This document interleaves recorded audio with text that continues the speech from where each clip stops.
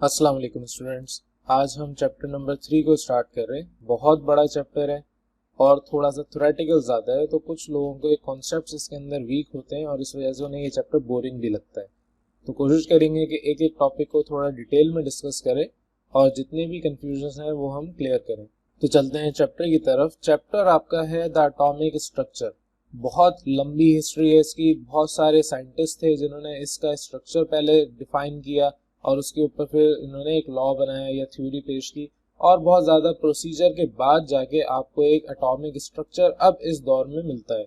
जब atom discover हुआ था तो लोगों ने कहा था कि एटम से ज़्यादा छोटा कोई और चीज़ हो ही नहीं सकती। तो एटम एक मैटर की वो क्वांटिटी है, यानी कि वो मैटर है जो सबसे छोटा है, स्मॉलेस्ट इनडिविजिबल पार्टिकल है। तो एटम को पहले लोग स्मॉलेस्ट इनडिविजिबल पार्टिकल समझते थे, लेकिन उसके बाद कुछ अरसे में जब लोगों ने और इसके अंदर डिस्कवरीज की तो पता चला एटम के अंदर भी स्मॉलेस्ट पार्टिकल्स होते हैं, जैसे कि electron, proton, neutrons and so on. तो आज के वक्त अगर कोई कहेगा कि atom is the smallest particle तो ये बात बिल्कुल गलत है, क्योंकि एटम के अंदर प्रोटॉन, इलेक्ट्रॉन, न्यूट्रॉन, उसके अलावा positron, neutrinos and so on बहुत सारे ऐसे टाइप के और भी सब एटॉमिक पार्टिकल्स हैं जो कि एटम से छोटे हैं। ज़ाहिर एटम के अंदर हैं तो एटम से छोटे हैं। तो इस वजह से आपके पास ये थ्योरी गलत हो गई जो कि शुरू में पेश की गई थी कि एटम से छोटा कोई दूसरा पार्टिकल हो ही नहीं सकता। नेक्स्ट अब आपके पास, अब हमें ये सारे पार्टिकल्स जो सब एटॉमिक पार्टिकल्स है ये सब पढ़ने की जरूरत नहीं है इस चैप्टर में। हम सिर्फ इलेक्ट्रॉन, प्रोटॉन और न्यूट्रॉन्स के बारे में पढ़ते हैं, क्योंकि इन तीन की वजह से ज़्यादातर केमिकल और फिजिकल प्रॉपर्टीज मैटर की सामने आ जाती हैं। तो एटम के अंदर इलेक्ट्रॉन, प्रोटॉन्स और न्यूट्रॉन्स कहाँ से आए, ये किस तरह से डिस्कवर हुए, किसने इसके ऊपर वर्कआउट किया, किस साइंटिस्ट ने हमें ये चीज़ें बताई कि इलेक्ट्रॉन कैसे होते हैं, प्रोटॉन, न्यूट्रॉन, इनकी डिस्कवरी की, तो ये सब इस चैप्टर में आगे आपने डिटेल में पढ़ना है। तो अब बात करते हैं कि किसने इलेक्ट्रॉन, प्रोटॉन और न्यूट्रॉन डिस्कवर किए। तो सबसे पहले हम बात करेंगे फैराडेज एक्सपेरिमेंट की, जिससे पता चला कि इलेक्ट्रॉन्स एग्जिस्ट करते हैं। इसके बाद क्रोक्स ट्यूब एक्सपेरिमेंट है, जिसको आप डिस्चार्ज ट्यूब एक्सपेरिमेंट भी कहते हैं। इसके अंदर हमें पता चलता है कि presence of electron and proton है किसी भी एटम के अंदर। ये बात हमें किसी भी एटम के अंदर इलेक्ट्रॉन और प्रोटॉन की मौजूदगी के बारे में बताता है। तीसरा फिर आपके पास आता है रेडियो एक्टिविटी। रेडियो एक्टिविटी में आपको क्या बताता है कि आपके इलेक्ट्रॉन और प्रोटॉन कंफर्म हो जाता है कि वो प्रेजेंट है।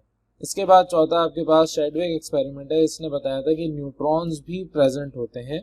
और लास्ट में हमारे पास स्पेक्ट्रोस्कोपिक एक्सपेरिमेंट है, जिससे हमें ये साबित हुआ, ये पता चला कि इलेक्ट्रॉनिक स्ट्रक्चर क्या होता है एटम का। तो ये 5 टॉपिक्स हैं जो कि इस चैप्टर में डिटेल में बात की गई है जिसके ऊपर, और इसके अलावा भी साइंटिस्ट थे जिन्होंने इसके ऊपर काम किया और हमें फिर बताया कि एटॉमिक स्ट्रक्चर किस तरह से आया। तो पहले बात करते हैं फैराडेज एक्सपेरिमेंट के ऊपर। फैराडे ने क्या किया था, आपके इलेक्ट्रिसिटी को इलेक्ट्रोलाइट के थ्रू पास करवाया था। इलेक्ट्रोलाइट आपको पता होना चाहिए कि ऐसे केमिकल सॉल्यूशंस को हम कहते हैं जिनके अंदर से इलेक्ट्रिसिटी पास हो सकती है। तो इलेक्ट्रोलाइट्स के कॉन्सेप्ट आपके बचपन में बना दिए गए थे, 9th क्लास में आपने पढ़ के आएंगे।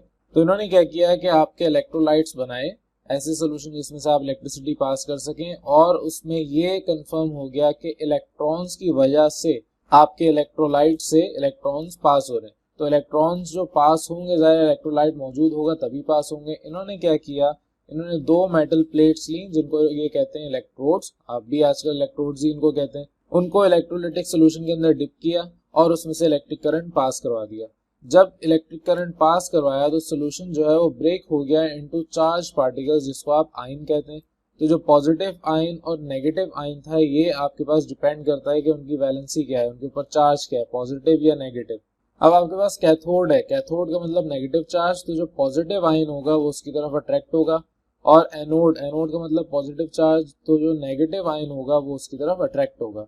तो opposite charge ions opposite plates के ऊपर जाके, जो अपोजिट प्लेट को हम इलेक्ट्रोड्स कह रहे हैं, अपोजिटली चार्ज, तो अगर एक पॉजिटिव चार्ज है तो नेगेटिव आयन उसके पास जाएगा, और अगर नेगेटिव चार्ज है तो पॉजिटिव आयन उसके पास जाएगा। अब जब ये चार्जेस आपके पास इधर इलेक्ट्रोड्स के ऊपर आएंगे, यानी कि ये आयंस इलेक्ट्रोड के पास जाएंगे, तो फॉर एग्जाम्पल ऐसा आयन जिसके ऊपर पॉजिटिव चार्ज है, इसका मतलब उसके पास इलेक्ट्रॉन की कमी है, ये जाएगा नेगेटिव यानी कि कैथोड के पास। कैथोड से एक इलेक्ट्रॉन लेगा और लेने के बाद न्यूट्रल बन जाएगा। फॉर एग्जांपल सोडियम है, सोडियम के पास एक इलेक्ट्रॉन की कमी है, ये जाके इतना एक इलेक्ट्रॉन पूरा करेगा और न्यूट्रल सोडियम एटम बन जाएगा।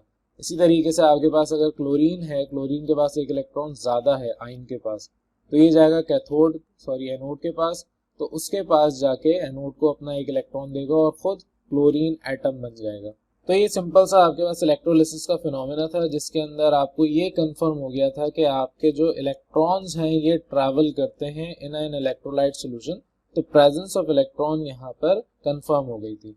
तो फैराडे ने आपसे कहा था कि एक basic elementary unit of electric charge है एसोसिएटेड टू ईच आयन, जो कि हम कैलकुलेट कर सकते हैं, और फिर वो कुछ अरसे के बाद वो बेसिक इलेक्ट्रिक चार्ज यूनिट को नाम दे दिया था इलेक्ट्रॉन का। ये था पूरा आपके पास फैराडे एक्सपेरिमेंट, जिसको आपने एग्जिस्टेंस के बारे में बताया इलेक्ट्रॉन की मौजूद है।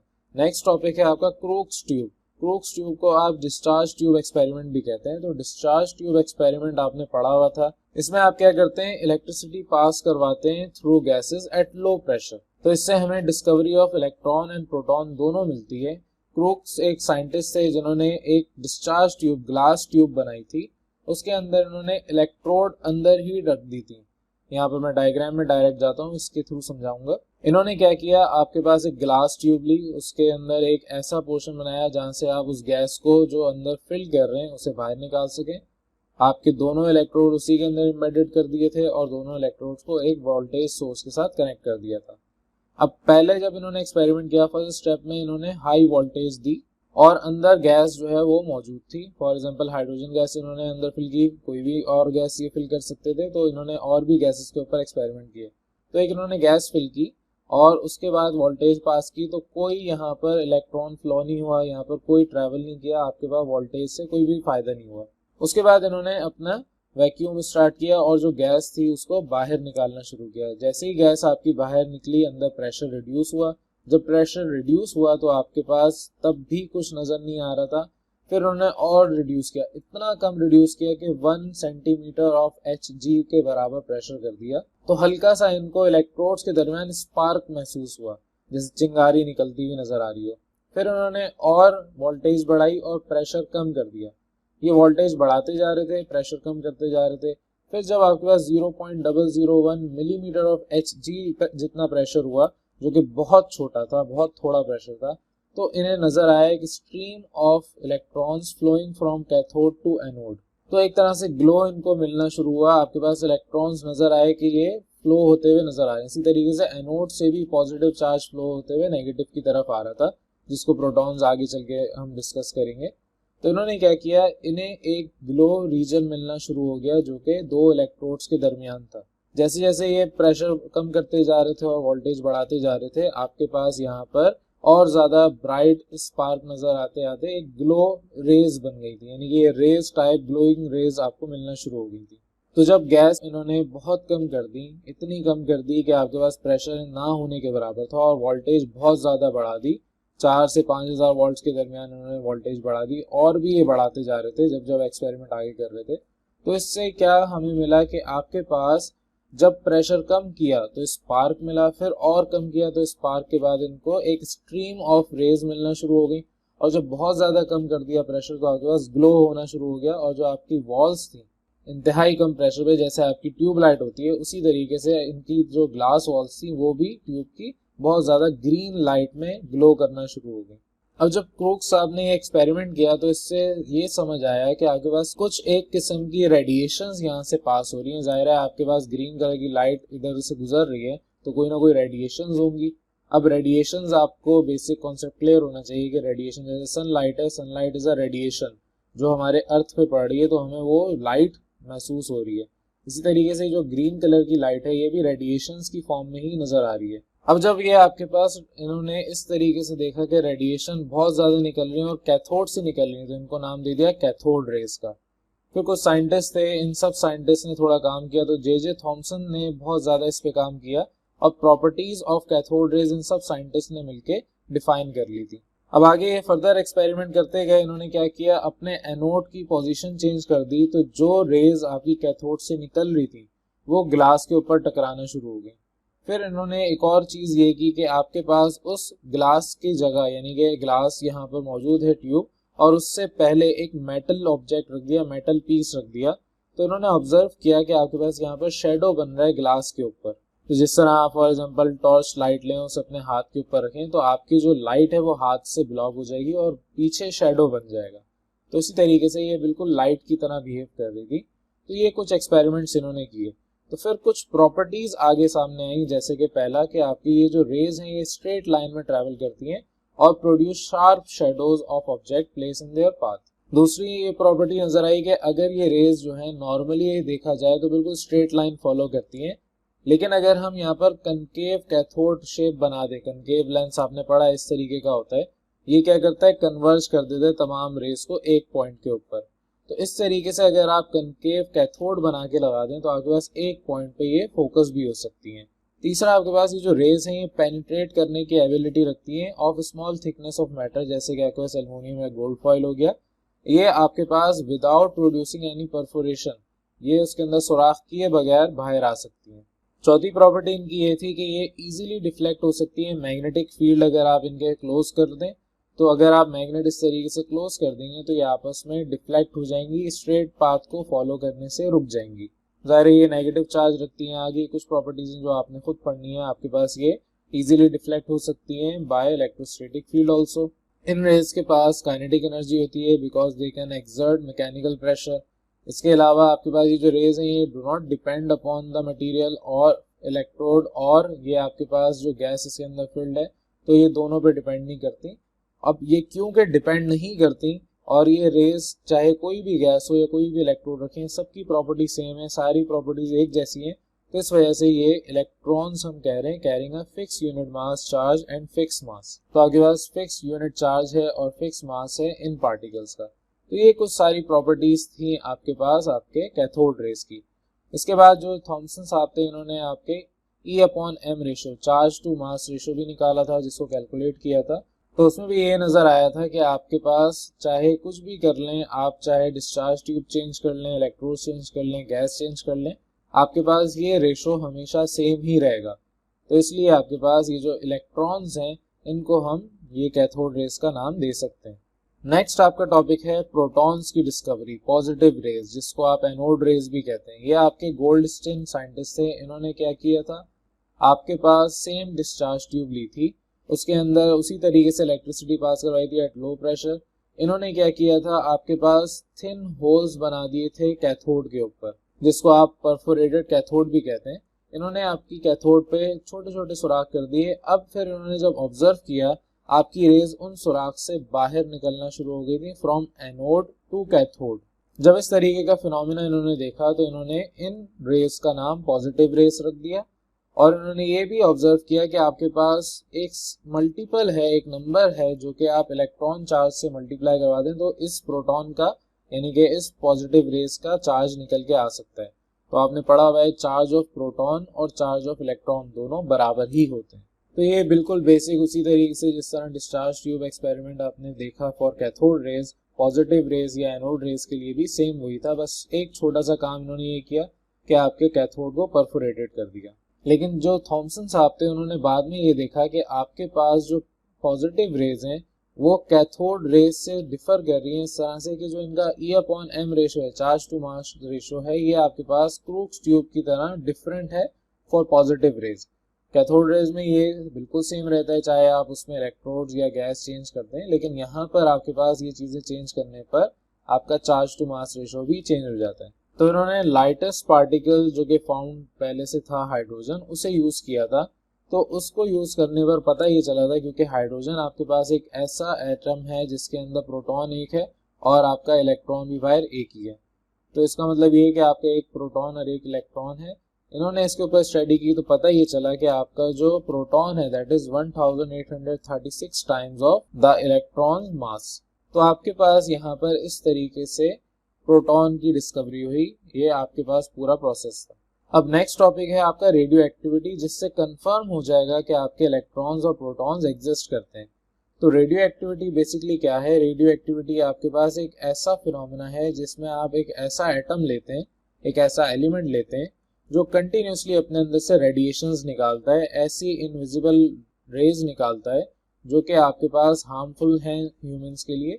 ये आपकी स्टडी इस पे की थी हेनरी बेक्यूरेल ने। तो इन्होंने क्या किया था कि आपके पास सबसे पहले तो ये देखा गया था कि इलेक्ट्रॉन्स जितने भी हैं ये एटम से इमिट होते हैं ऑफ वेरियस सब्सटेंसेस, यानी एलिमेंट चेंज करेंगे तो उनका फिनोमेना डिफरेंट होगा।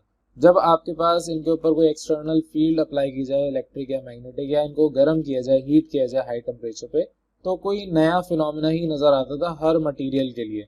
इन्होंने क्या किया, इन्होंने एक नया मटेरियल उस वक्त लिया जिसका नाम पिच ब्लेंड इन्होंने रखा था। ज़ाहिर है उस वक्त नाम इसका डिफरेंट था, तो पिच ब्लेंड के नाम से इन्होंने मटेरियल कहा। ये इनको ऐसा एक मटेरियल मिला जो कि क्लियर इमेज बनाता था it's of itself even when the photographic plates were wrapped at a thick black pepper. यानी कि आप बिल्कुल लाइट खत्म कर दें, थिक ब्लैक पेपर लें और फोटोग्राफिक प्लेट को उसके ऊपर रैप कर दें। तो हेनरी बेक्वेरेल ने ये एक्सपेरिमेंट बार बार किया, तो जब देखा आपके पास ये जो मटेरियल था पिच ब्लेंड मटेरियल, इसको लेड शीट के अंदर रैप किया और इसके अंदर से जो रेडिएशंस निकल रही थी ये आपके पास रुक सकती थी। इन्होंने क्या किया, आपके इस पिच ब्लेंड मटेरियल को हीट भी किया, ठंडा भी किया, कूल भी किया, इसके बाद इसको कंप्रेस भी किया और उसके बाद इन्होंने उसकी थिन शीट्स भी बनाई। लेकिन उन्होंने जब ये ऑब्जर्व किया कि चाहे आप उसको हीट करें या कूल करें, उसे आप कंप्रेस करें यानी कि बिल्कुल दबा दें या उसकी थिन शीट्स बना दें, इतना बारीक उसको कट कर दें कि वो पतली सी शीट में कन्वर्ट हो जाए, तो इन्होंने देखा कि जो अफेक्ट है वो कुछ भी नहीं है रेडिएशंस का, आपके पास कोई चेंज नहीं आ रहा। तो इस मटेरियल के अंदर से जो रेडिएशन निकल रही थी, चाहे आप एक बड़ा सा पत्थर लें उस मटेरियल का, चाहे आप उसकी पतली सी शीट लें, उसके अंदर से रेडिएशन निकले जा रही थी। इस चीज का कोई इफेक्ट नहीं हो रहा था कि आप उसे गर्म कर रहे हैं या ठंडा कर रहे हैं। तो ये जो इमिशन ऑफ चार्जेस इसके अंदर से हो रहा था ये एक यूनिफॉर्म रेट पे हो रहा था। और बाद में जब इन्होंने थोड़ा और ऑब्जर्व किया तो पता ये चला ये जो रेडिएशंस निकल रही थी पिच ब्लेंड में से ये ज्यादातर इलेक्ट्रॉन्स थे। अब इसके बाद दो बहन भाई थे, पेरी क्यूरी और मैरी क्यूरी, या पता नहीं क्या थे, लेकिन ये इन दो साइंटिस्ट ने क्या किया, आपके पास लेबर लगाकर इन्होंने एक नया एलिमेंट निकाला जिसका नाम है रेडियम। रेडियम आप जानते हैं कि आपके पास ऐसा एलिमेंट जो कि रेडियो एक्टिव है। अब ये एक ऐसा एलिमेंट है जो कि आपका एक्सट्रीमली एक्टिव है in giving out invisible radiations. ये आपकी रेडिएशन जो निकालता है ये इनविजिबल है, और ये जो आपके अंदर से रेडिएशंस निकलने का फिनोमेना है इसे आप कहते हैं रेडियो एक्टिविटी। तो ऐसे एलिमेंट्स जो आपके इनविजिबल रेडिएशन कंटिन्यूसली अपने अंदर से निकालते रहते हैं उन्हें आप कहते हैं रेडियो एक्टिव एलिमेंट्स, और ये फिनोमेना आपका कहलाता है रेडियो एक्टिविटी। तो उन्होंने क्या किया, आपके नेचुरल रेडियो एक्टिव एलिमेंट्स जो हैं उन्हें लिया। ज्यादातर लेड के बाद जितने भी पीरियोडिक टेबल में एलिमेंट्स हैं ज्यादातर वो रेडियो एक्टिव है, नेचुरल। अब इसके बाद इन्होंने अपना रेडियम लिया, उसके अंदर से जो रेडिएशन निकल रही थी उसे मैग्नेटिक फील्ड के सामने रख दिया perpendicular to the direction of emission. यानी कि अगर आपके पास इमिशन इस डायरेक्शन में हो रही है तो मैग्नेटिक फील्ड इन्होंने इसके परपेंडिकुलर डायरेक्शन में जनरेट कर दी। तो आपके पास जब इस तरीके से काम किया गया तो मैग्नेटिक फील्ड ज्यादा स्ट्रांग होने की वजह से जो रेडिएशन के अंदर से निकल के आ रही थी वो स्प्लिट हो गई तीन डिफरेंट स्ट्रीम्स ऑफ रेज के अंदर।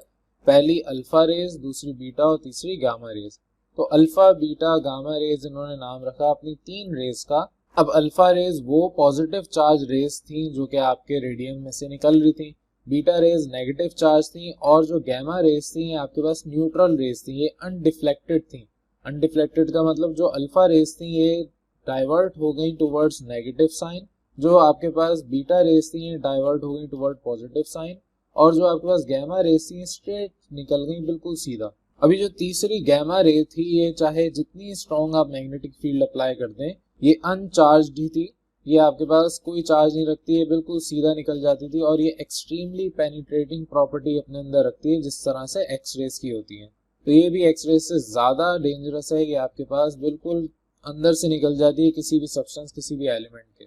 अब जब इन्होंने ये एक्सपेरिमेंट्स किए तो पता चला कि आपके पास जितने भी एलिमेंट्स हैं जो रेडियो एक्टिव एलिमेंट्स हैं ये ब्रेक कर देते हैं अपने आप को इनटू मोर स्टेबल एलिमेंट। यानी कि आपके पास जब इन्होंने इमिशन कर दिया अपने अंदर से रेडियो एक्टिव रेज को तो ये स्टेबल एलिमेंट में कन्वर्ट होने की कोशिश करते हैं। जैसे कि आपका यूरेनियम है वो अल्फा पार्टिकल्स निकालने के बाद कन्वर्ट होने की कोशिश करता है थोरियम में, ये आपके पास एक और एलिमेंट है। इसके बाद इसके अलावा आपके पास और भी बहुत सारे रेडियो एक्टिव एलिमेंट्स हैं जो कि अपने आप को कन्वर्ट करने की कोशिश करते हैं।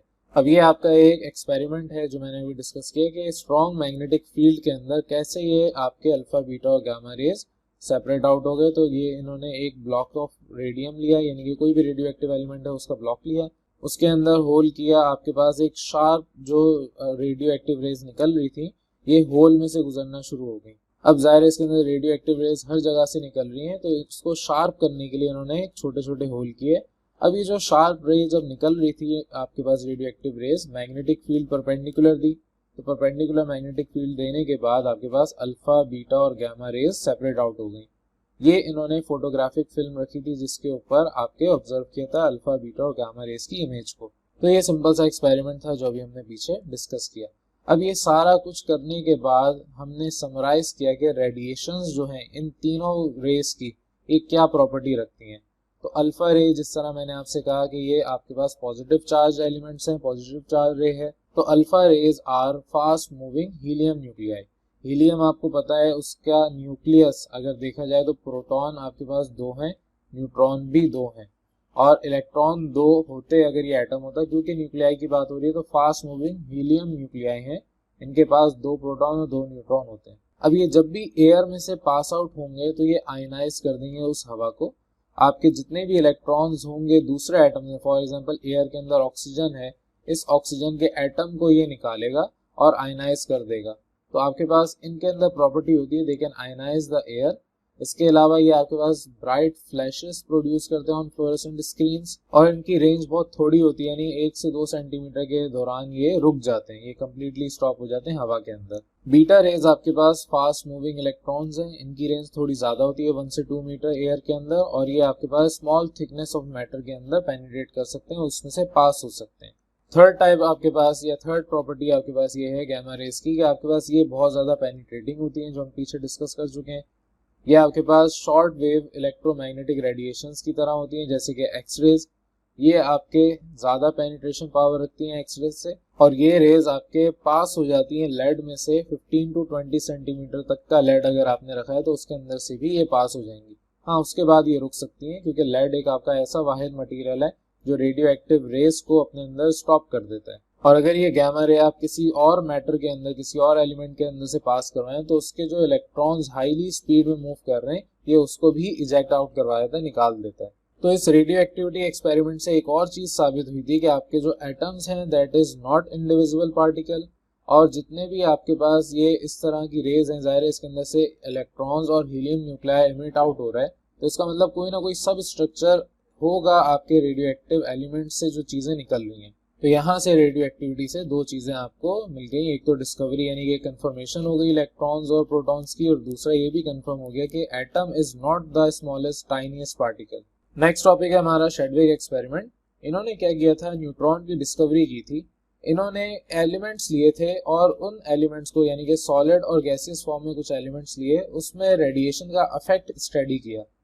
इन्होंने अपनी स्टडी में बेरिलियम लिया था, उसके ऊपर अल्फा पार्टिकल्स बम्बार्ड करवाए थे, यानी कि अल्फा पार्टिकल्स आपको पता है हीलियम न्यूक्लियस होते हैं। तो इन्होंने जब अपने रेडिएशंस को पेनिट्रेट करवाया था बेरिलियम के अंदर, तो इन्होंने ऑब्जर्व किया कि आपके पास ये मिल के आपको कार्बन जो कि रेडियो एक्टिव बन जाता है, और आपको एक और चीज मिलती है जिसका कोई मास नहीं होता है सच, यानी कि कोई इसका प्रॉपर शेप नहीं थी, कुछ भी इनके बारे में नहीं पता था। बस इनको ये समझ आया था कि अगर कंपेयर किया जाए तो एक हाइड्रोजन एटम जितना इसके अंदर चार्ज है। जब इन्होंने कंपेयर करवाया तो ये पता चला एक हाइड्रोजन एटम जितना इसके अंदर मास मौजूद है, लेकिन इसका कोई चार्ज नहीं है।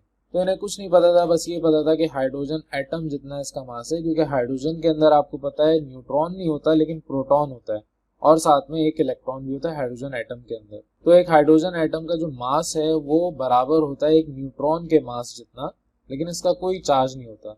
इन्होंने इस पार्टिकल का नाम रख दिया था न्यूट्रॉन्स। तो यहाँ पर इनको जो चीज पता चल गई वो ये थी कि अब तक 3 चीजें हमें मिल गई, एक इलेक्ट्रॉन, दूसरा प्रोटॉन और तीसरा न्यूट्रॉन। अब तक ये तीनों चीजें डिस्कवर हो चुकी थी। इलेक्ट्रॉन के बारे में जो हमें पता था कि इनका जो चार्ज है वो आपको ये वैल्यूज याद भी रखनी है, इनका रेशो क्या है और इलेक्ट्रॉन का मास क्या है। इसी तरीके से जो प्रोटॉन्स हैं उनका मास क्या है, उनके ऊपर क्या चार्ज है, चार्ज बिल्कुल वही सेम है जो आपका इलेक्ट्रॉन्स का। न्यूट्रॉन्स का मास भी बिल्कुल ऑलमोस्ट प्रोटॉन के मास जितना है, थोड़ा सा ज्यादा है। एक और चीज यहाँ पर आपको याद रखनी है कि आपका जो न्यूट्रॉन है वो 1842 टाइम्स मास ऑफ इलेक्ट्रॉन के बराबर होता है। तो after the discovery of neutron हमें ये सारी चीजें मिल गई। नेक्स्ट अब आप बात करते हैं स्पेक्ट्रोस्कोपिक एक्सपेरिमेंट, क्योंकि अब आपको तीनों चीजें मिल गई हैं, इलेक्ट्रॉन, प्रोटॉन, न्यूट्रॉन। अब तक तीनों डिस्कवर हो चुके थे, लेकिन अब बात थी कि इनको किस तरीके से स्टडी किया जाए, क्या अरेंजमेंट होगी, कि इनका एटॉमिक स्ट्रक्चर क्या होगा।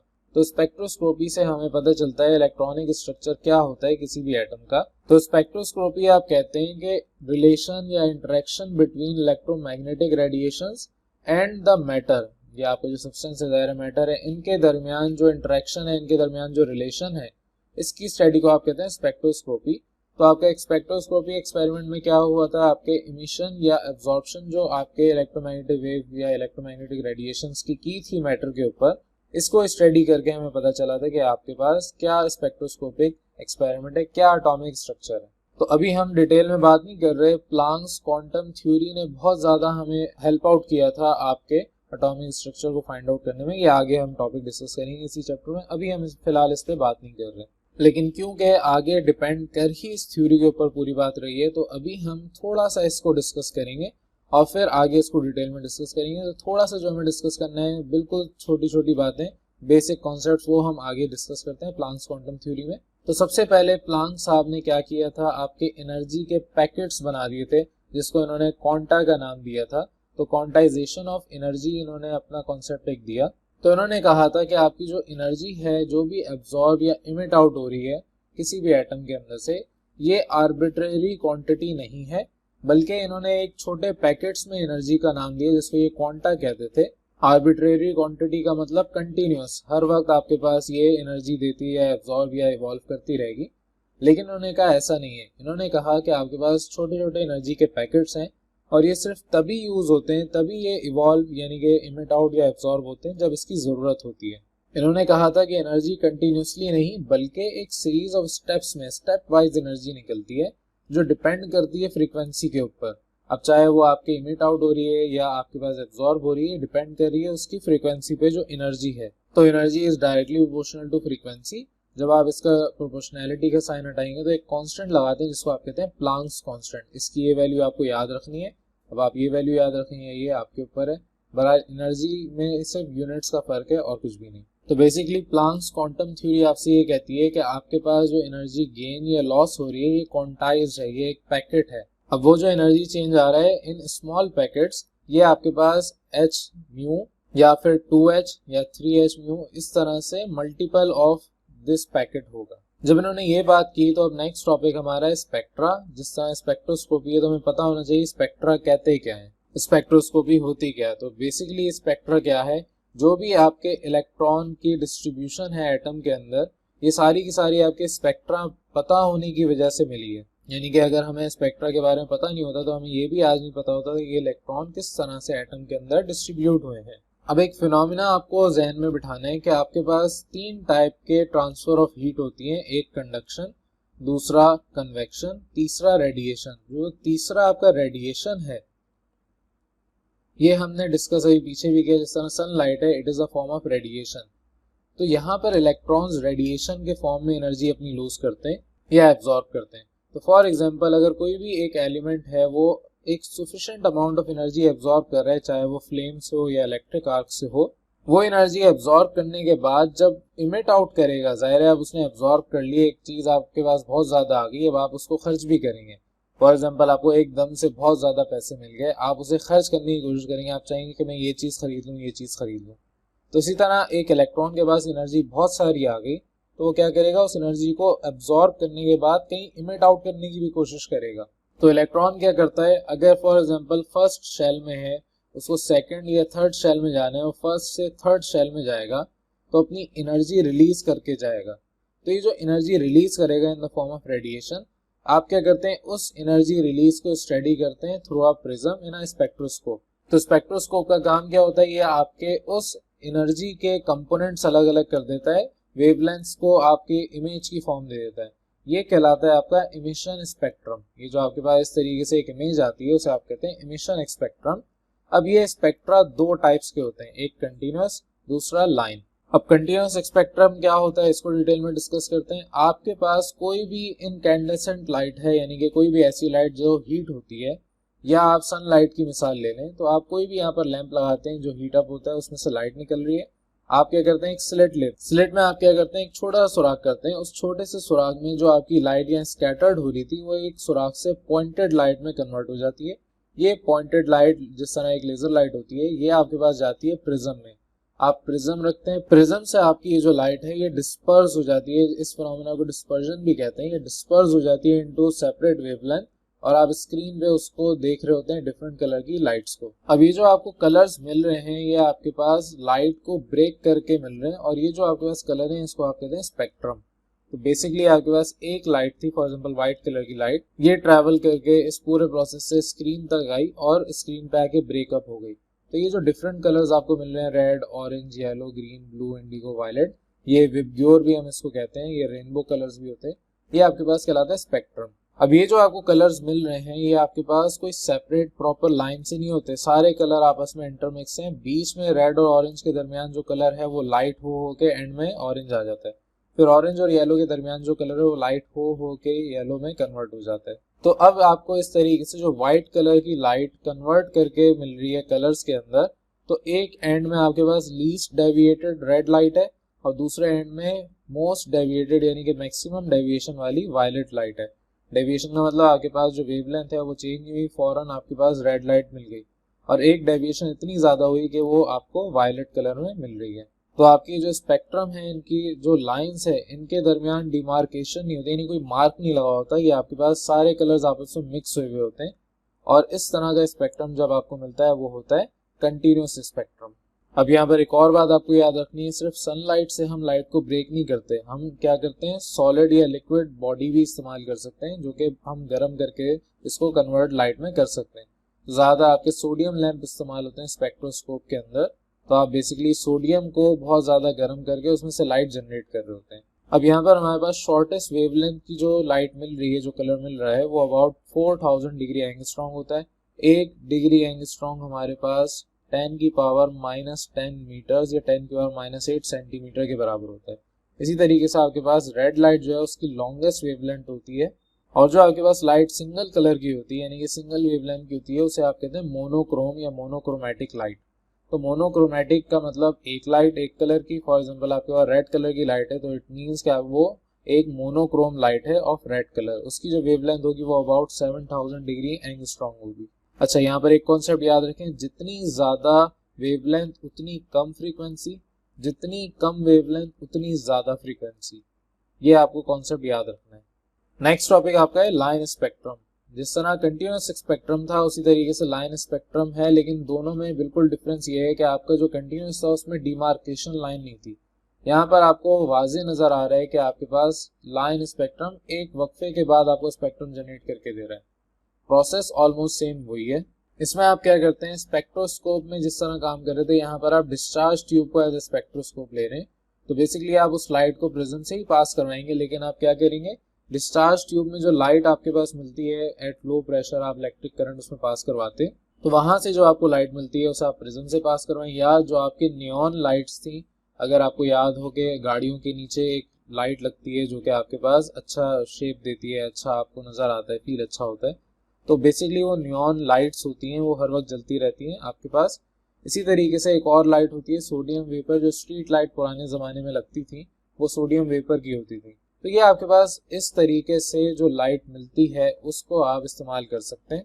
फॉर एग्जांपल हम बात कर रहे हैं, आपके पास एक ऐसी लाइट जो डिस्चार्ज ट्यूब से निकल रही है, उसे आप प्रिज्म के अंदर भेजेंगे तो आपको एक डिस्क्रीट शार्प लाइंस मिलेंगी, जो आपके पास सिर्फ उस लाइन पे कलर नजर आ रहा होगा, वो जो लाइन आपके पास बन रही है सिर्फ वो आपको नजर आ रही है, बाकी सारा आपके पास जो बैकग्राउंड है वो डार्क होगा। तो अगर इस तरह का आपको कुछ स्पेक्ट्रम मिल रहा है तो वो कहलाता है लाइन स्पेक्ट्रम।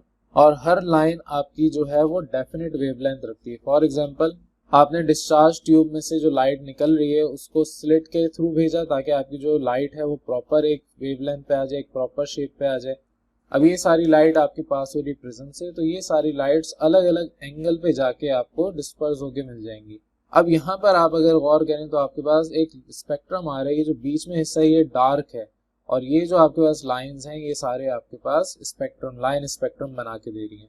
इसी तरीके से सेम काम इन्होंने किया था सोडियम वेपर लाइट के लिए। सोडियम वेपर लाइट को भी पास करवाया प्रिज्म से, तो उन्होंने देखा है कि आपके पास सीरीज ऑफ लाइन मिल रही हैं आपके इस स्पेक्ट्रम में। तो बेसिकली आपके पास जो डोमिनेंट लाइंस थी वो 2 येलो लाइंस थी आपके सोडियम वेपर लैम्प की। तो इससे क्या पता चला कि एक यूनिक कैरेक्टरिस्टिक मिल गई आपके पास एलिमेंट की, कि सोडियम वेपर लैम्प जो होगा वो आपके पास येलो कलर की लाइट देगा। तो एंड में हमें यहाँ से फायदा ये हुआ कि आपका जो लाइन स्पेक्ट्रा था ये बेसिकली फिंगरप्रिंट्स के तौर पे काम कर रहा था for the identification of elements. तो ये सारे आपको फायदे यहाँ पर मिल गए। अब ये सब पढ़ने के बाद हमें यहाँ पे दो चीजें सामने मिली कि एक आपके पास जो एलिमेंट है ये हमेशा सेम वेवलेंथ इमिट करेगा ऑफ रेडिएशंस, और दूसरा अंडर राइट कंडीशन आपके सर्टेन वेवलेंथ्स ही इमिट आउट होंगी बाय एन एलिमेंट। तो आपके पास यहाँ पर ये समझ आया है कि आपके जो एनर्जी लेवल्स हैं, जब आपके पास एक एलिमेंट फॉर एग्जांपल इलेक्ट्रॉन अपने ग्राउंड स्टेट में है तो उसका एक डेफिनेट एनर्जी लेवल हमने रख दिया E1, और जब वो इलेक्ट्रॉन अपनी एक्साइटेड स्टेट पे जाएगा तो उसको हमने नाम रख दिया E2।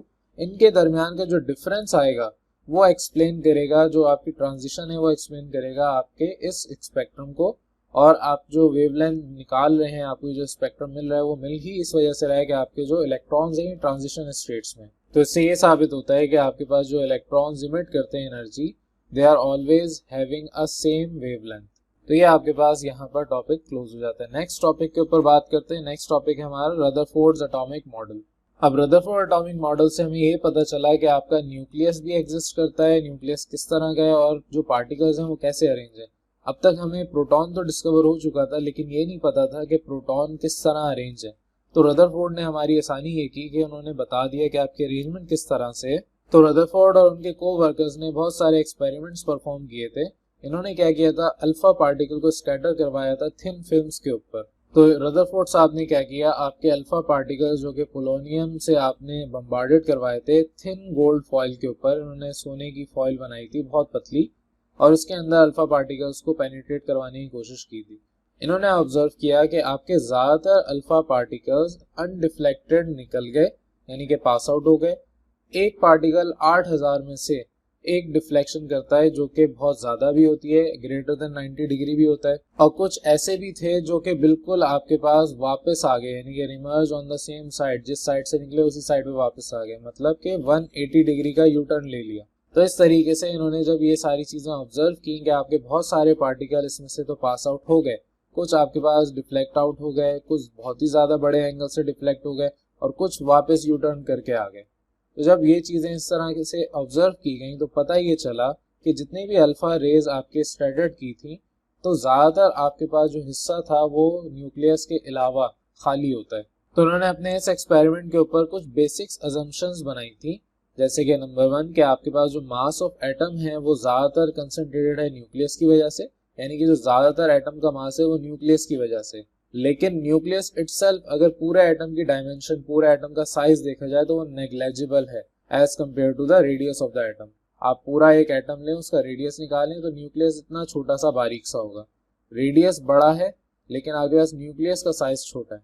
दूसरा इन्होंने कहा जो न्यूक्लियस है that carries a positive charge Ze का मतलब Z आपके पास नंबर ऑफ इलेक्ट्रॉन्स प्रोटॉन्स दोनों सेम होते हैं, यानी कि जिसको आप एटॉमिक नंबर भी कहते हैं। इसको आप मल्टीप्लाई करवा दें, एक इलेक्ट्रॉन अगर मास निकालना है तो मास से, या चार्ज निकालना है तो चार्ज से, जो आप मल्टीप्लाई करवाएंगे तो आपके पास उसी तरीके से चार्ज, जैसे यहाँ बात की जा रही तो पॉजिटिव चार्ज आ जाएगा।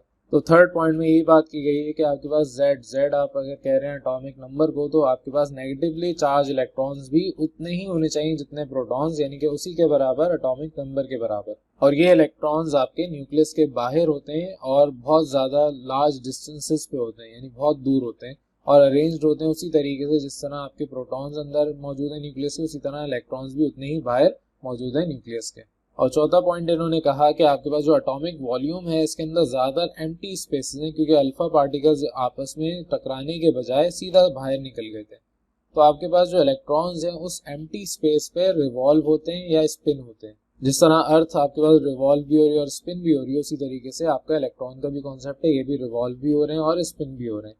ये सारी अजम्पशंस के बाद रदरफोर्ड ने एक्सप्रेशन डिराइव किया था जिससे पता चला कि नंबर ऑफ पार्टिकल्स किस तरह डिफ्लेक्ट आउट हो रहे हैं एक पर्टिकुलर एंगल में।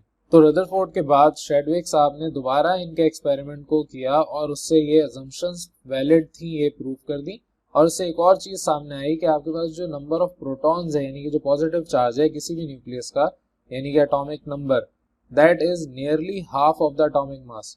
तो Z जिसको आप एटॉमिक नंबर कहते हैं, it is nearly half of the atomic mass. लेकिन इसके अलावा कुछ वीकनेसेस भी थी आपके रदरफोर्ड थ्योरी की, जैसे कि पहली वीकनेस ये है कि अकॉर्डिंग टू क्लासिकल थ्योरी आपके जो पार्टिकल हैं, रदरफोर्ड ने कहा कि जब एसिलेटेड होंगे तो आपके पास एनर्जी भी इमिट आउट करेंगे।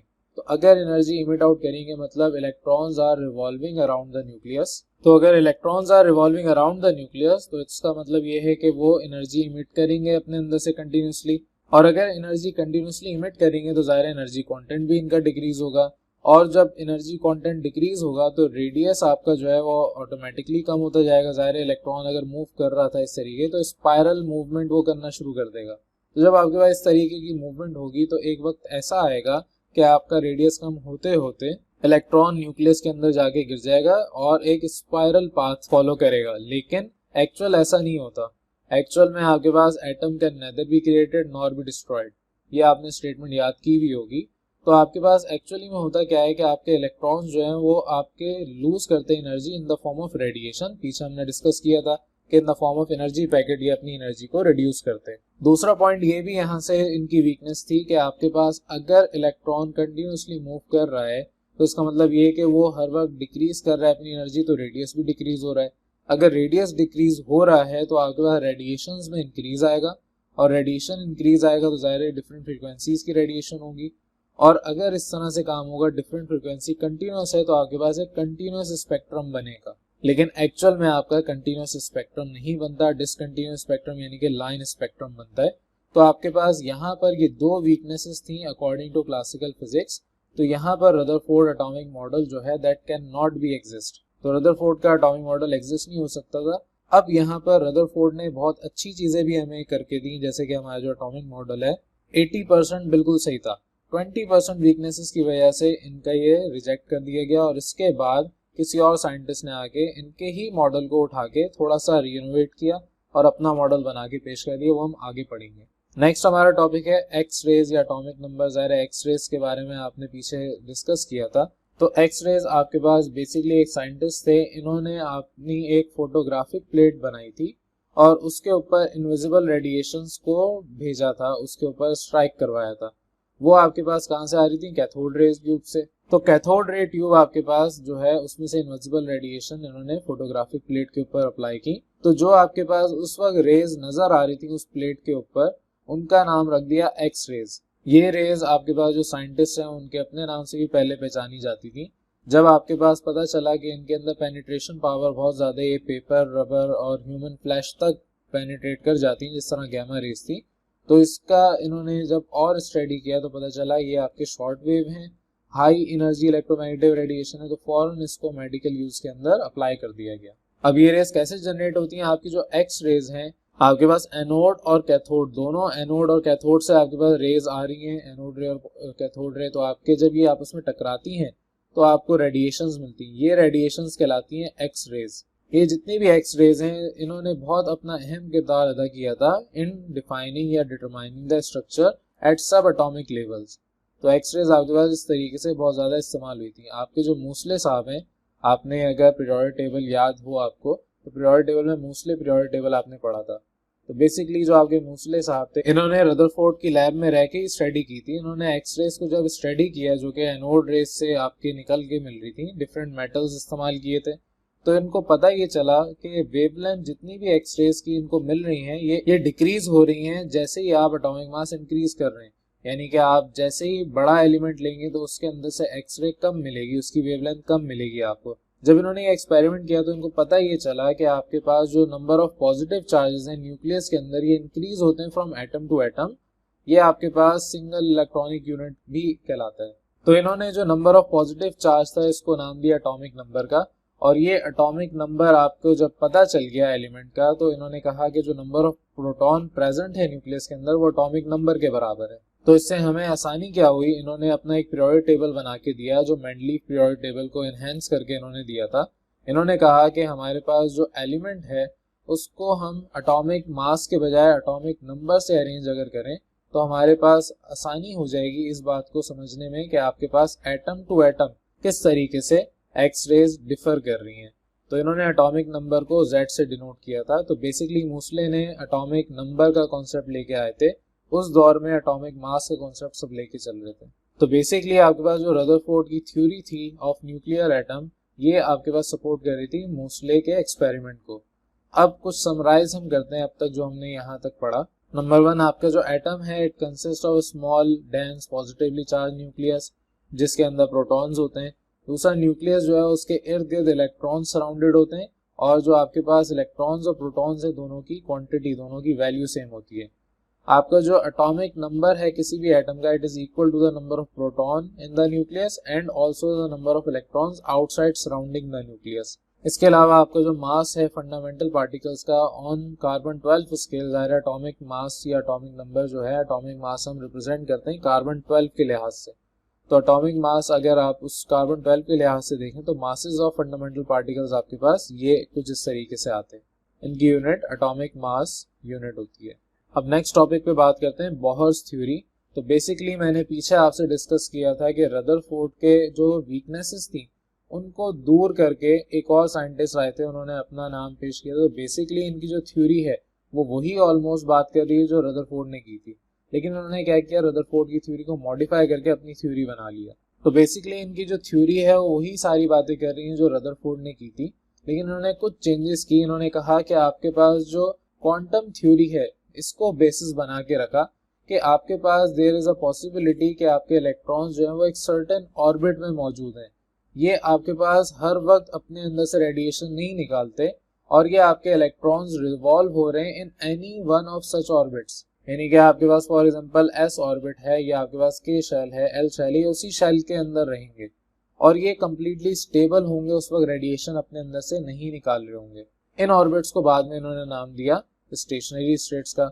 इसी तरीके से बोहर ने आगे की सोचते हुए कहा ये जो स्टेशनरी स्टेट्स हैं इन्हें circular orbits around the nucleus कहा। जिस तरह से आपका सन है वो न्यूक्लियस है और जितने भी इर्द गिर्द आपके प्लैनेट्स हैं वो आपके इलेक्ट्रॉन्स की तरह बिहेव कर रहे हैं। इसी तरीके से बोहर ने कहा कि आपके पास ये जो स्टेशनरी स्टेट्स हैं ये सर्कुलर ऑर्बिट्स हैं जो कि अराउंड द न्यूक्लियस हैं। तो इन्होंने कहा कि आपके पास जो इलेक्ट्रॉन्स हैं इन ऑर्बिट्स के अंदर अगर मौजूद हैं तो जब तक इस ऑर्बिट के अंदर मौजूद हैं तब तक वो कोई एनर्जी ना तो एब्जॉर्ब करेंगे ना अपने अंदर से इमिट आउट करेंगे, रेडिएट करेंगे। हाँ, लेकिन अगर आपके पास इनको एब्जॉर्ब करके या इमिट आउट करके किसी दूसरी जगह पे जाना है, या तो जंप करके हायर स्टेट पे जाना है या जंप करके लोअर स्टेट में आना है, तो अगर हायर स्टेट में जाना है तो एनर्जी अपने अंदर से एब्जॉर्ब करने के बाद इमिट करनी पड़ेगी और इसी तरीके से अगर हायर स्टेट से लोअर स्टेट में आना है तब भी एनर्जी इनको इमिट आउट करनी पड़ेगी। तो किसी भी इलेक्ट्रॉन को इमिट आउट करने के लिए यानी कि जंप करने के लिए, ट्रैवल करने के लिए अपने अंदर से एनर्जी को निकालना पड़ता है। वो एनर्जी डिफरेंस, फॉर एग्जांपल आपके पास शेल फर्स्ट से वो शेल फोर्थ पे जाता है, तो फर्स्ट शेल से फोर्थ शेल तक जाने के लिए जो एनर्जी इसको डिफरेंस रिक्वायर्ड है वो चेंज इन एनर्जी यानी E2 minus E1 is equal to H mu. ये हम पीछे डिस्कस भी कर चुके हैं। तो इस तरीके से आपके पास डेल्टा E जो है वो बेसिकली सिंपली आपका difference between energies of final and initial state है। अब इस डायग्राम को थोड़ा सा समझते हैं। आपके पास ये E1, E2, E3, E4 and so on. अगर E1 से E2 जाना है तब भी इलेक्ट्रॉन अपने अंदर से एनर्जी इमिट करेगा। अगर आपको E1 से E2 या E3 पे जाना है तब भी आप उसी तरीके से इमिट आउट करेंगे। या किसी भी आपके ग्राउंड स्टेट से एक्साइटेड स्टेट पे जाना है तो आप एनर्जी इमिट आउट करेंगे। और अगर आपको वापस आना है तब भी आप अपनी एनर्जी, ज़ाहिर है आप दूसरे शेल पे गए हैं, वहां से एनर्जी आपने गेन कर ली है, तब भी आप अपनी एनर्जी एब्सॉर्ब करके फिर इमिट आउट करके वापस आएंगे। तो एनर्जी आपकी इमिट आउट होगी जब भी आप ट्रांजिशन करेंगे from one state to another state. ये आपके बोहर साहब कह रहे थे। अभी यहाँ पे कुछ डेरिवेशन इन्होंने की थी कि आपके पास, इन्होंने कहा कि आपका जो भी इलेक्ट्रॉन है अगर किसी ऑर्बिट में मूव कर रहा है तो किसी मोमेंटम से करेगा। मोमेंटम आपको पता है मास इनटू वेलोसिटी है और जाहिर है एक सर्कुलर ऑर्बिट इन्होंने कहा तो उसका कोई ना कोई सर्कमफेरेंस होगा 2πr। तो इन्होंने कहा कि आपका जो मोमेंटम और सर्कमफेरेंस मल्टीपल करें तो ये बराबर है आपके प्लांक्स कांस्टेंट के। तो ये बात हो रही है आपके पास mv इंटू 2πr। अब ये जो बात कर रहे हैं आप वो कर रहे हैं for first orbit. For any orbit आपके पास यहाँ पर nh कहलाएगा। n रिप्रेजेंट कर रहा है from first orbit to another orbit, जो भी आपका नंबर ऑफ ऑर्बिट यहाँ पे चल रहा है। तो सिंपली आपने क्या किया, mv इंटू 2πr का 2π नीचे भेज दिया, mvr is equal to nh upon 2π। यहाँ पर आपके पास mvr ये कहलाता है आपका एंगुलर मोमेंटम। तो इस तरीके से आपके पास ये बोहर थ्योरी थी जिसमें उन्होंने कहा कि आपका angular momentum it is equal to the h upon यानी कि nh, n represent the number of shell या orbital, n into h upon 2π। ये आपके पास इसका कोई ना कोई मल्टीपल होगा। तो ये आपके स्टेशनरी स्टेट को रिप्रेजेंट कर रहा था किसी भी एटम के, जो बोहर ने दी थी। अब बोहर की थ्योरी और हाइड्रोजन एटम, उन्होंने हाइड्रोजन एटम से भी रिलेटेड काम किया था। अब इसकी डेरिवेशन आप कर चुके हैं तो मैं इसको डिस्कस नहीं कर रहा डिटेल में। तो सिंपली आप जो यहाँ पे काम कर रहे हैं वो कर रहे हैं कि centripetal force is equal to centrifugal force. तो आपके पास सेंट्रीपिटल और सेंट्रीफ्यूगल फोर्सेस ये हैं, ये दोनों आपस में बराबर हैं। जब आप इसको ड्राइव कर रहे हैं, वैल्यूज आप इसके अंदर पुट करेंगे तो आपके पास रेडियस ऑफ हाइड्रोजन एटम इस फॉर्मूले से आ जाएगा। जब आप ये सारे कांस्टेंट वैल्यूज पुट करेंगे तो आपके पास रेडियस ऑफ हाइड्रोजन एटम 0.53 या 0.529 डिग्री एंगस्ट्रॉम आता है। यहाँ से आपके पास ये रेडियस की वैल्यू आ गई। अब ये तो बात हो रही थी जब आपके पास n इज इक्वल टू 1 यानी फर्स्ट ऑर्बिट था। अगर आपके पास n इज इक्वल टू 2 यानी कि सेकंड ऑर्बिट है तो बात सारी वही है, सिर्फ आप क्या करेंगे, अपने उस रेडियस को जो कि आपका 0.53 है उसे a नॉट से रिप्रेजेंट कर रहे हैं, आप मल्टीप्लाई करवा देंगे n स्क्वायर से, यानी कि नंबर ऑफ जो भी ऑर्बिटल है उसका स्क्वायर। तो यहाँ पर इस तरीके से एक आपके पास फॉर्मेशन हो गई, फॉर्मूला जनरेट हो गया। इसी तरीके से एनर्जी की डिटर्मिनेशन का भी सेम यही मेथड है। आपका फॉर्मूला एक यहाँ पर मौजूद है, तो फॉर्मूले में आपके पास यहाँ पर काइनेटिक एनर्जी और पोटेंशियल एनर्जी दोनों का इस्तेमाल किया हुआ है। जब आप इसको ड्राइव करेंगे तो यहाँ पर आपके पास एक फाइनल फॉर्मूला आएगा जो कि कुछ इस तरीके से आएगा for both energies E1 and E2। अब E1 में यहाँ पर N1 है ग्राउंड स्टेट, E2 में आपके पास N2 है एक्साइटेड स्टेट। तो जब आप इसके अंदर वैल्यूज पुट करेंगे तो आपके पास जो भी आंसर आएगा डेल्टा E का, वो आपके पास कुछ इस तरीके से एक्सप्रेशन देगा। अब ये आपके पास E2 माइनस E1 यानी कि डेल्टा E का एक्सप्रेशन ये आ गया। आपको पता है डेल्टा E बराबर है h म्यू के, आपने वैल्यू पुट की, आपके पास यहाँ से फ्रीक्वेंसी भी आराम से निकाली जा सकती है। और इसी तरीके से अगर आपको वेव नंबर निकालना तो वेव नंबर आपके पास frequency is equal to speed of light into wave number. यहाँ पर आपके पास wave number per unit distance कुछ भी हो सकता है। तो यहाँ आपके पास फॉर्मूला पुट करने पर, सॉल्व करने पर आपके पास वेव नंबर का फॉर्मूला ये है, जिसमें ये जो कांस्टेंट है इसको आप करते हैं इस RH से। ये जो RH है ये रेडबर्ग कांस्टेंट कहलाता है, जिसकी वैल्यू आपके पास ये होती है। तो किसी भी एक्सप्रेशन का आपके पास, जो किसी भी आपका एटम है उसका वेव नंबर निकालना है तो उसकी एक्सप्रेशन ये आपके पास आ गई। हाइड्रोजन के लिए आप Z is equal to 1 put करेंगे, बाकी अगर कोई और एटम है तो उसके लिए Z उस लिहाज से उसका एटॉमिक नंबर पुट किया जाएगा। अच्छा, as being a aptitude student ये सारी डेरिवेशन आपको रटने की जरूरत नहीं है, आपको सिर्फ फाइनल एक्सप्रेशन याद होनी चाहिए। या अगर कोई MCQ इसके बीच में कोई एक्सप्रेशन इस्तेमाल करके कर रहा है तो वो एक्सप्रेशन आपको पता होनी चाहिए। पूरी derivation as being a aptitude student आपको याद करने की जरूरत नहीं है। तो चलते हैं अब अपने नेक्स्ट टॉपिक की तरफ, हाइड्रोजन स्पेक्ट्रम। हाइड्रोजन स्पेक्ट्रम बिल्कुल उसी तरीके से जिस तरह अभी हमने एक फॉर्मूला ड्राइव किया पिछले टॉपिक में। तो हिस्टोरिकल बैकग्राउंड इसका सिंपल सा ये है कि आपकी जो हाइड्रोजन गैस है डिस्चार्ज ट्यूब के अंदर इस्तेमाल की गई थी। तो क्योंकि यहाँ पर आपके पास हाइड्रोजन स्पेक्ट्रम विजिबल है, आपको जो लाइन मिल रही है ये विजिबल मिल रही है, तो विजिबल स्पेक्ट्रम हाइड्रोजन का होता है। और ये जो आपके पास सीरीज है ये विजिबल रीजन में आती है। तो कुछ 5 साइंटिस्ट थे जिन्होंने आपके पास ये सीरीज डिस्कस की थी। तो सबसे पहले आपके पास बेलमर साहब थे जिन्होंने विजिबल रीजन के लिए काम किया था, जिसको बेलमर सीरीज का नाम देते हैं।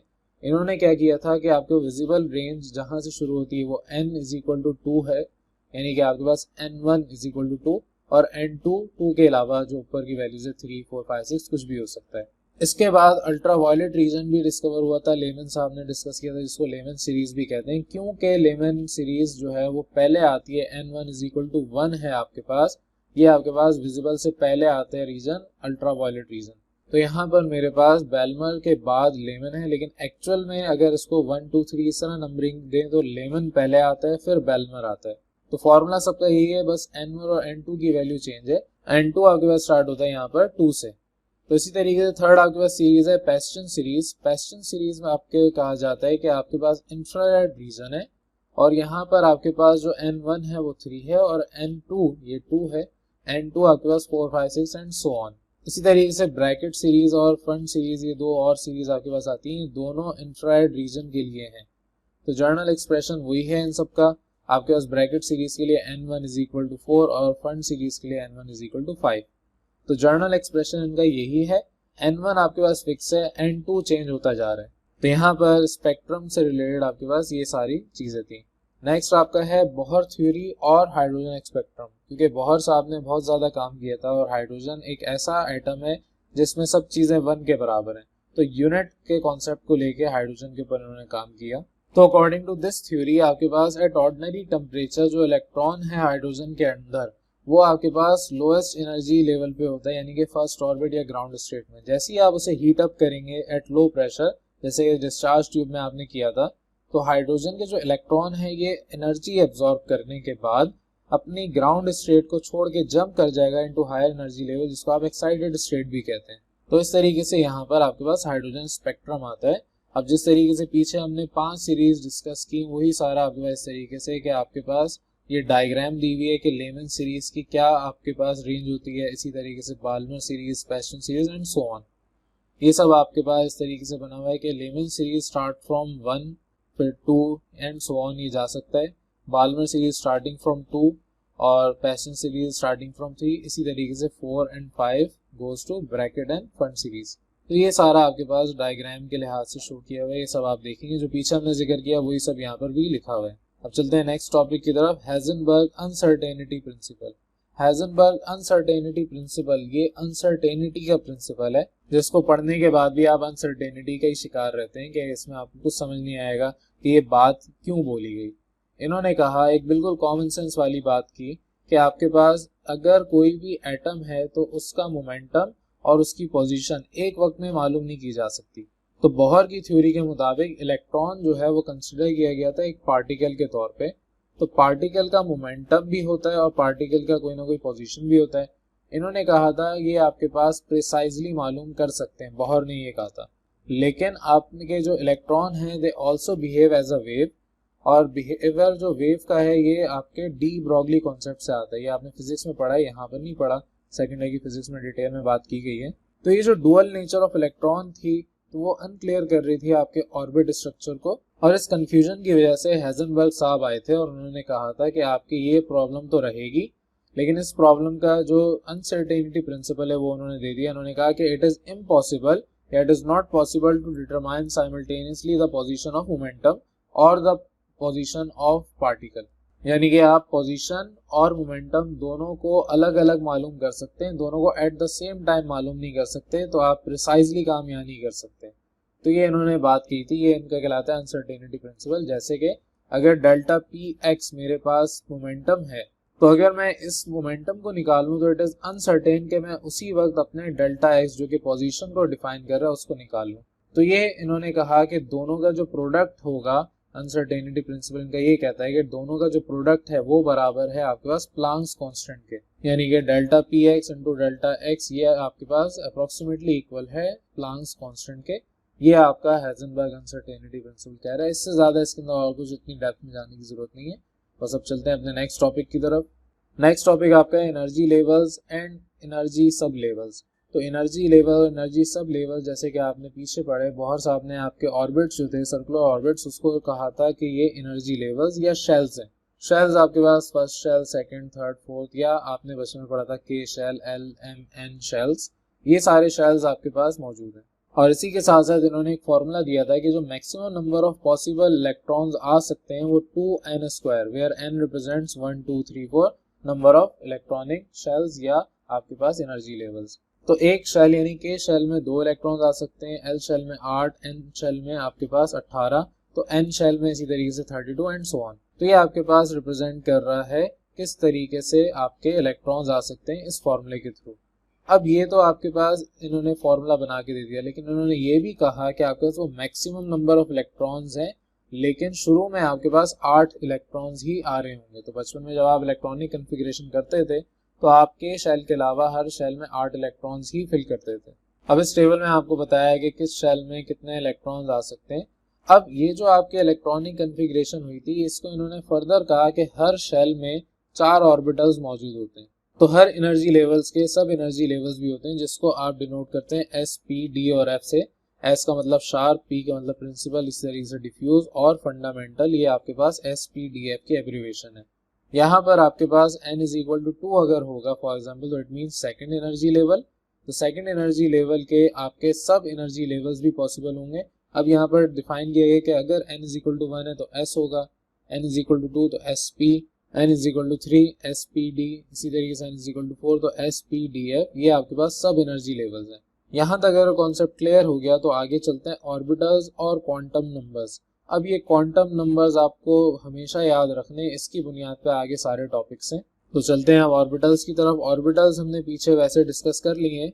तो ऑर्बिटल वही है आपके पास कि हर एटम के पास जो इलेक्ट्रॉनिक शेल्स होते हैं, यानी कि जो शेल्स आपके पास बने हुए, जिसके अंदर आप ज़्यादातर इलेक्ट्रॉन्स मालूम कर सकते हैं, जहाँ पर आपको इलेक्ट्रॉन्स ज़्यादातर पाए जाते हैं, वो आपके पास कहलाते हैं ऑर्बिटल्स या एनर्जी शेल्स। ये सब हम पीछे पढ़ चुके हैं। अब ऑर्बिटल्स के बाद क्वांटम नंबर भी आता है। क्वांटम नंबर इंतहाई अहम है ताकि आप डिफाइन कर सकें अपने ऑर्बिटल्स को। तो टोटल 4 बेसिक क्वांटम नंबर्स हैं, जिसमें से आपके पास पहला है प्रिंसिपल क्वांटम नंबर, दूसरा है एजीम्यूशल या आपका सब्सिडियरी, तीसरा आपके पास है मैग्नेटिक क्वांटम नंबर और चौथा आपके पास है स्पिन क्वांटम नंबर। अब वन बाय वन इनको डिस्कस करते हैं। प्रिंसिपल क्वांटम नंबर कहता है कि आपका ऑर्बिटल का साइज क्या होगा, यानी कि it represents the size of orbital. ये आपके स्पेसिफाई करता है।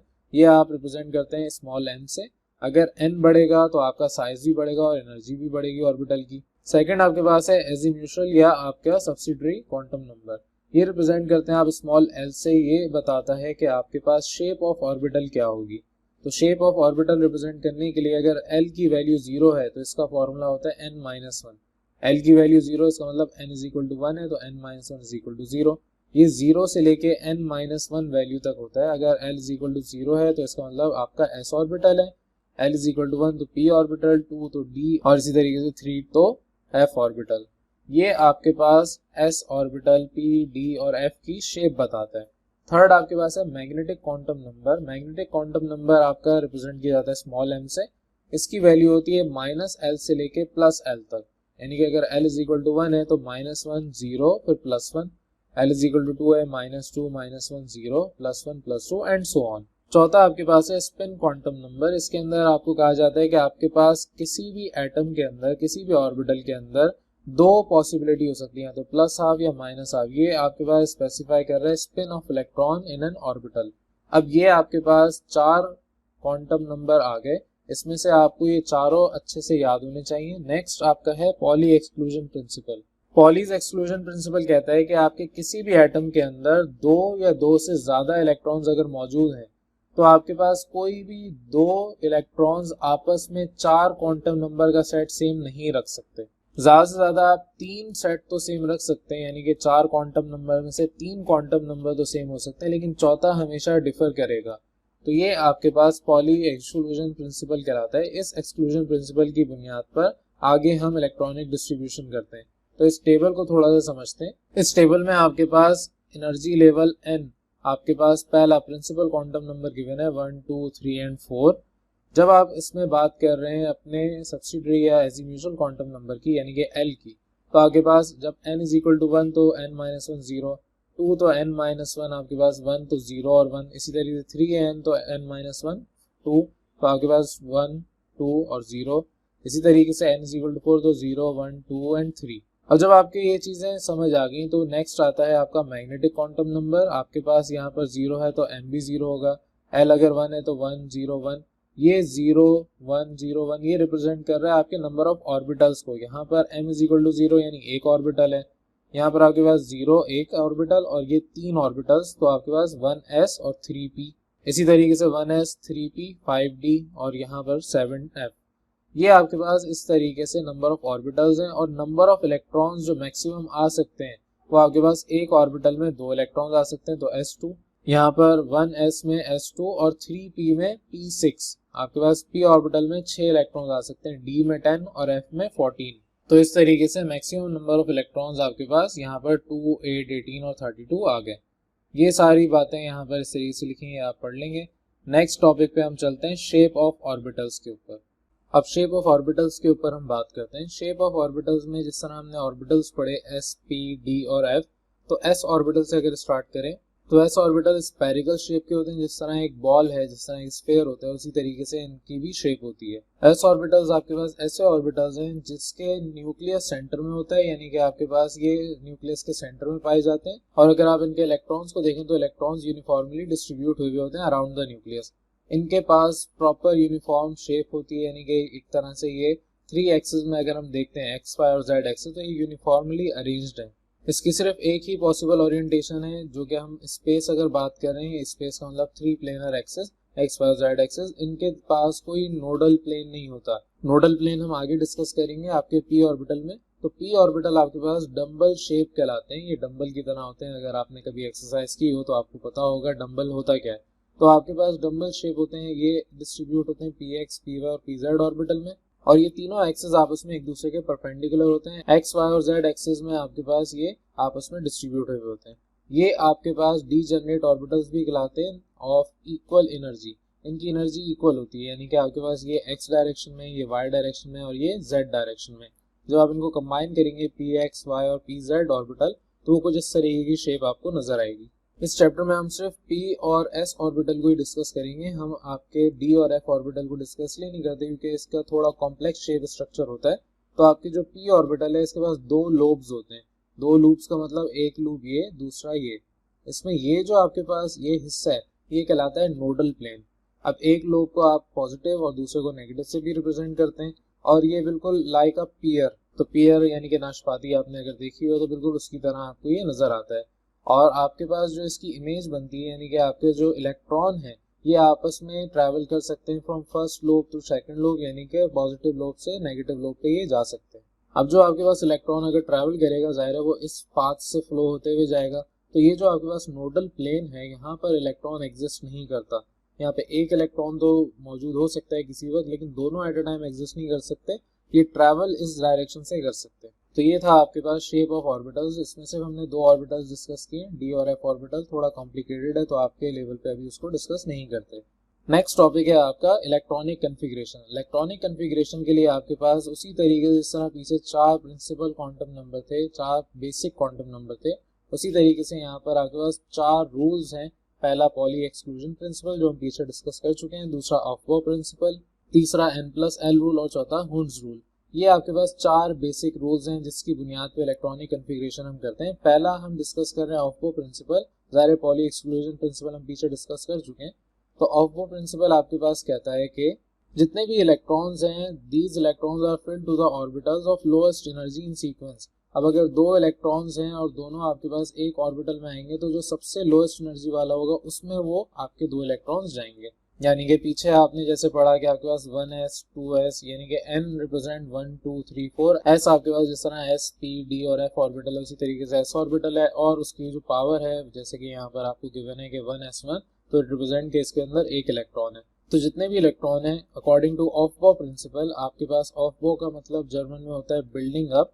तो इस प्रिंसिपल के मुताबिक हम क्या अज्यूम करते हैं कि आपके पास जितने भी इलेक्ट्रॉन्स हैं वो सबसे लोएस्ट एनर्जी लेवल पे पहले फिल होंगे, फिर उसके बाद जो हायर एनर्जी, और इस तरह करते करते जो हाईएस्ट एनर्जी है तब तक इलेक्ट्रॉन असेंडिंग ऑर्डर में जाते जाएंगे।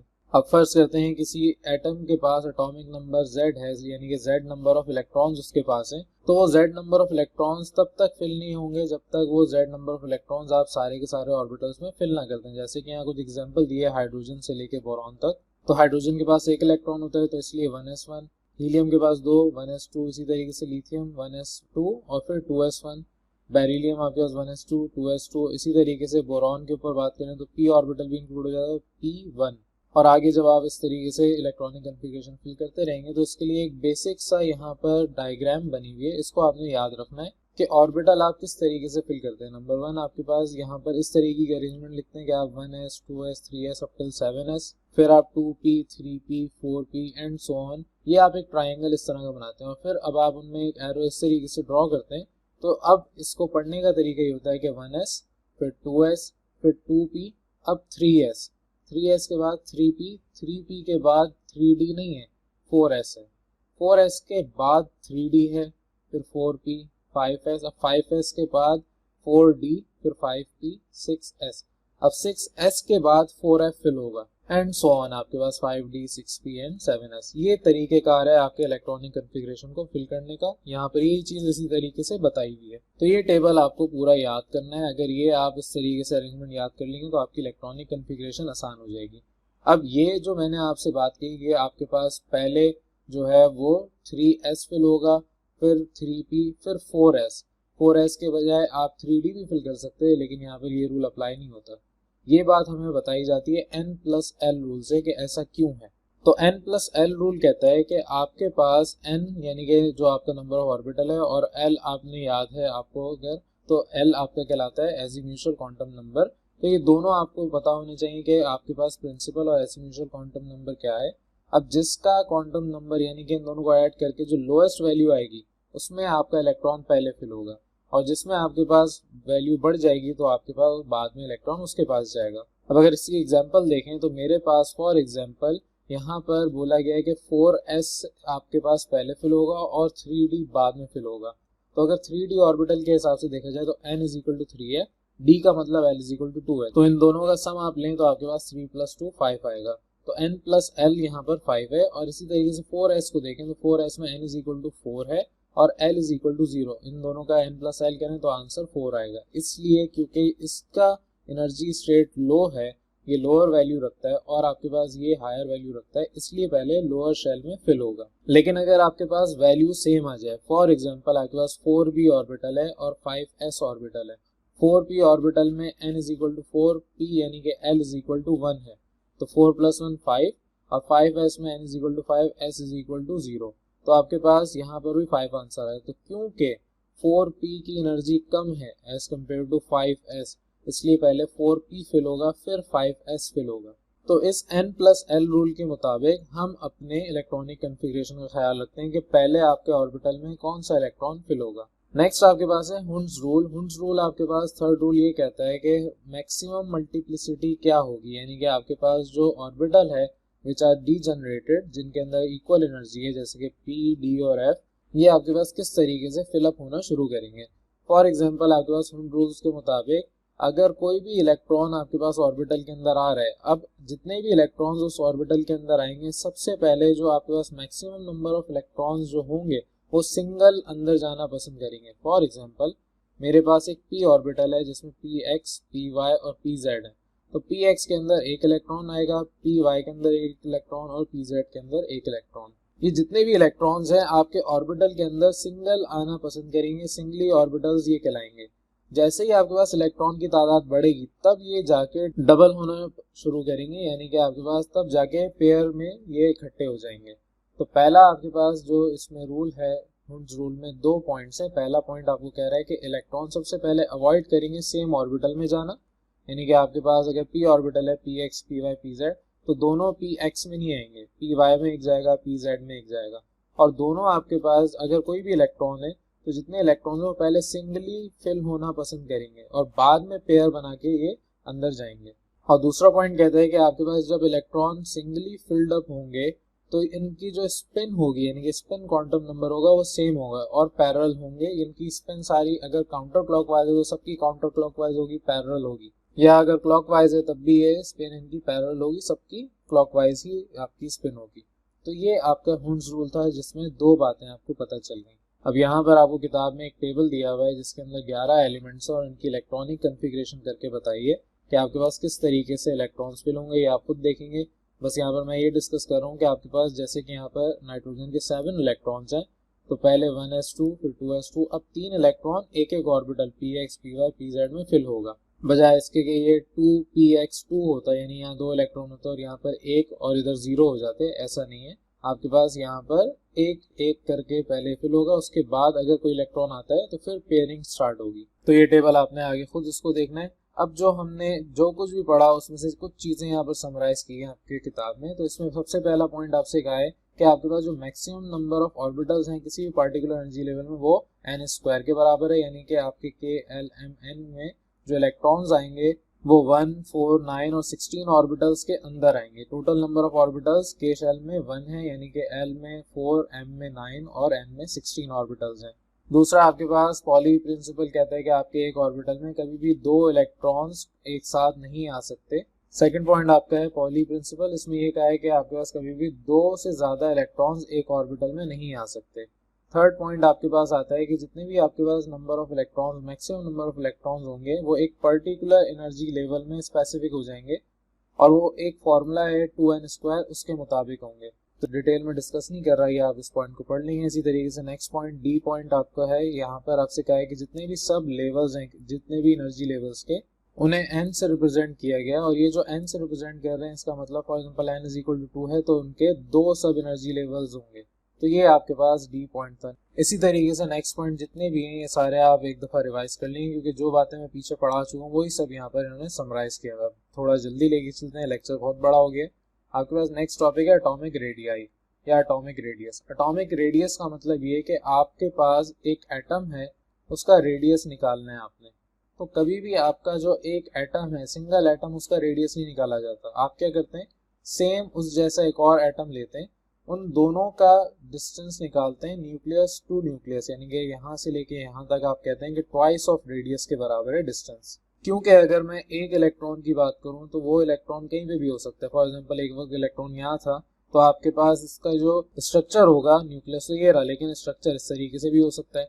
तो यहाँ पर स्ट्रक्चर चेंज होने की वजह से आप क्या करते हैं, दो एटम यानी कि दो सिमिलर एटम जिसको डायटोमिक मॉलिक्यूल भी कहते हैं, जैसे कि hydrogen to hydrogen, oxygen to oxygen, chlorine to chlorine and so on, इन सारे एटम्स का आपस में हम रिएक्शन करवा के मॉलिक्यूल बनाते हैं और इन दोनों का डिस्टेंस निकालते हैं ट्वाइस ऑफ आर। तो यहाँ से जो आपका डिस्टेंस मिला उसको हाफ कर लें, that is known as your atomic radius. अब ये एटॉमिक रेडियस क्यों जरूरी है हमारे पास, ये इसलिए जरूरी है ताकि हमें पता चल जाए कि आपका एटम का साइज क्या है।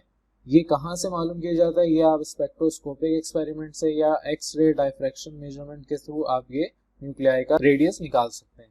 फॉर एग्जाम्पल आपका जो कार्बन बॉन्ड है, कार्बन आपका जो डायमंड बना रहा है, उसका distance between carbon to carbon 1.54 degree angstrom है। तो इसका मतलब कार्बन का रेडियस 0.77, उसका हाफ कर दें डिग्री एंगस्ट्रॉम होगा।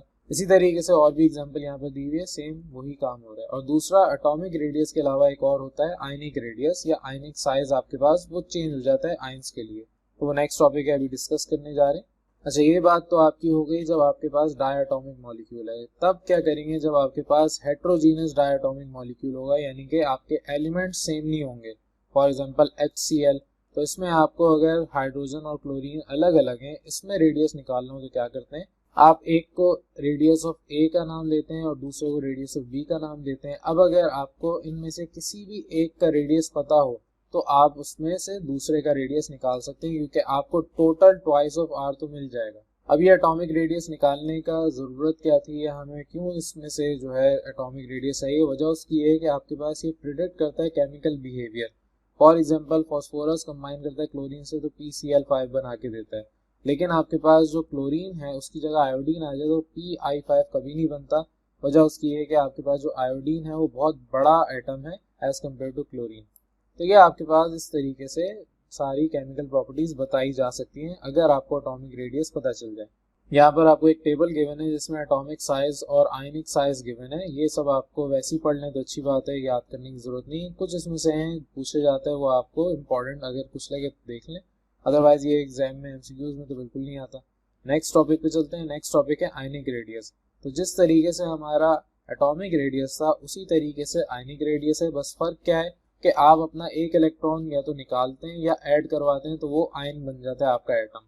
तो फॉर एग्जांपल अगर मैं एक एटम में से कोई भी इलेक्ट्रॉन निकाल रहा हूँ, फॉर एग्जांपल सोडियम का एक इलेक्ट्रॉन निकाल रहा हूँ, तो सोडियम के पास फॉर एग्जांपल ये न्यूक्लियस है, K शेल, L शेल और M शेल में एक इलेक्ट्रॉन है। ये एक इलेक्ट्रॉन निकाल दिया तो जाहिर है अब आपका साइज छोटा हो गया।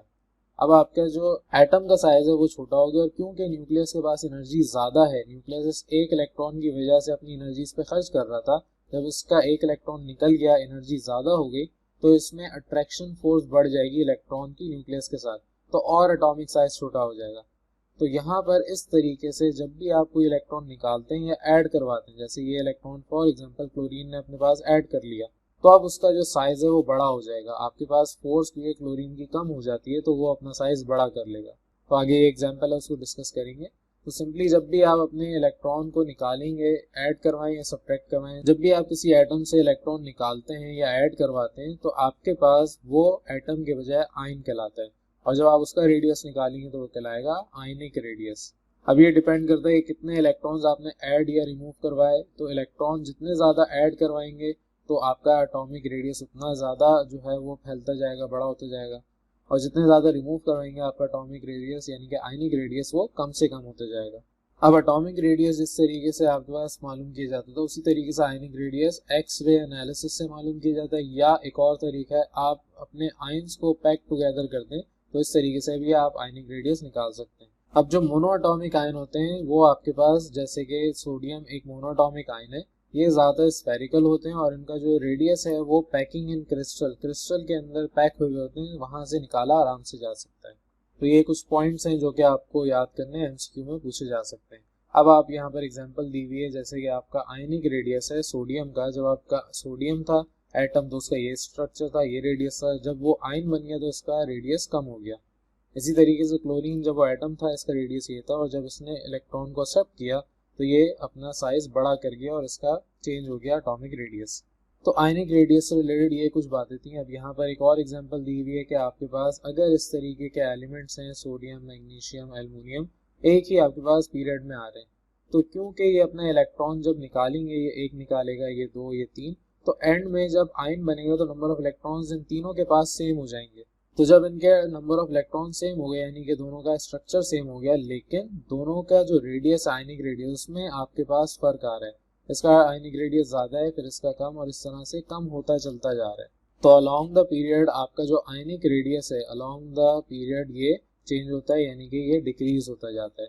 और इसी तरीके से नेक्स्ट आपको यहाँ पर बताया कि जो तीन आपके एलिमेंट्स हैं जिनकी इलेक्ट्रॉनिक कन्फिग्रेशन सेम हो जाती है तो वो कहलाते हैं आइसो इलेक्ट्रॉनिक एलिमेंट्स।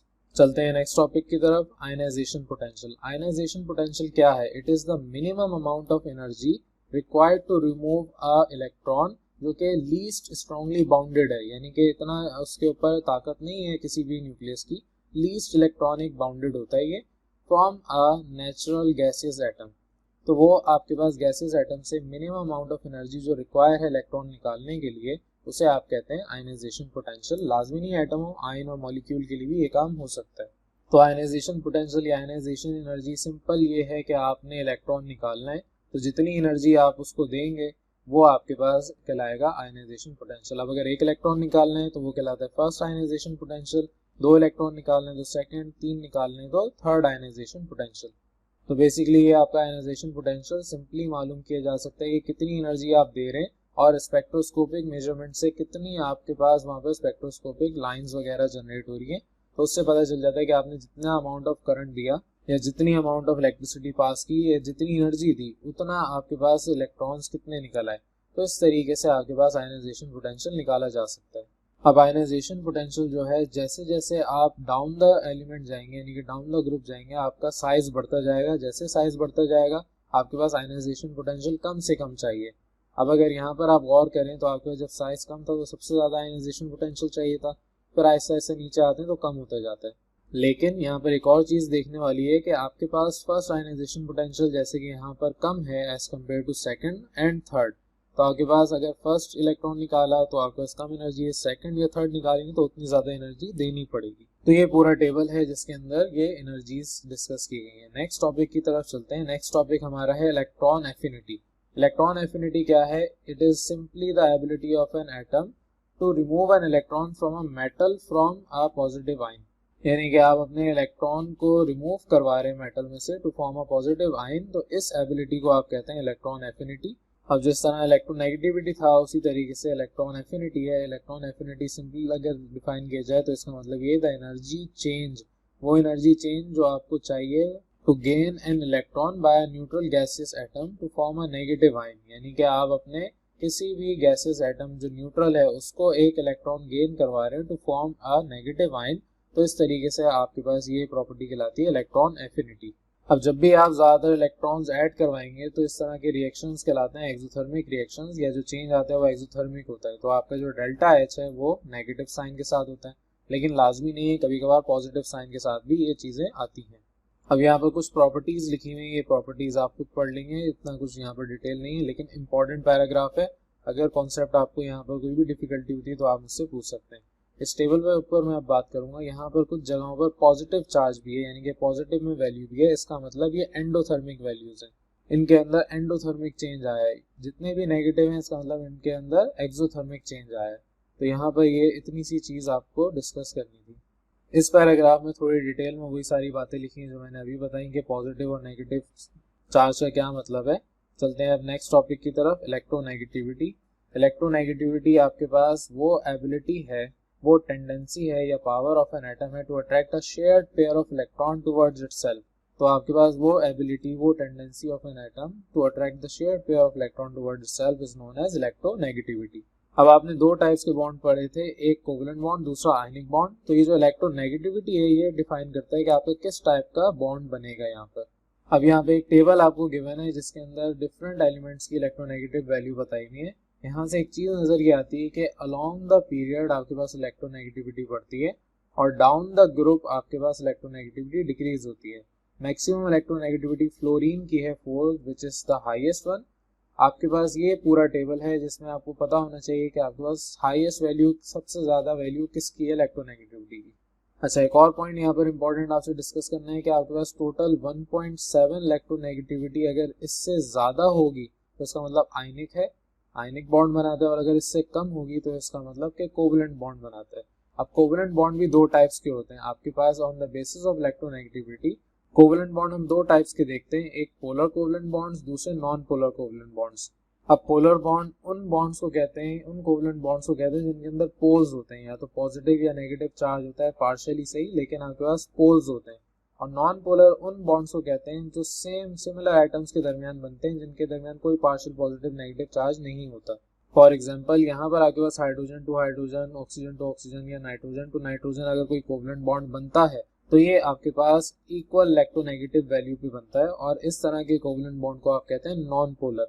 और अगर इसके अलावा कोई और होता, फॉर एग्जांपल आपके पास यहाँ पर हाइड्रोजन की जगह क्लोरीन होता, HCl होता, या और कोई आपके पास रिएक्शन होकर आपको नया मॉलिक्यूल मिलता, तो इस टाइप के बॉन्ड को आप कहते हैं पोलर कोवलेंट बॉन्ड, क्योंकि इनके दरमियान पोल्स हैं, डिफरेंट एलिमेंट्स हैं आपके पास, तो ये पोलर कोवलेंट बॉन्ड इस तरीके से बनाते हैं।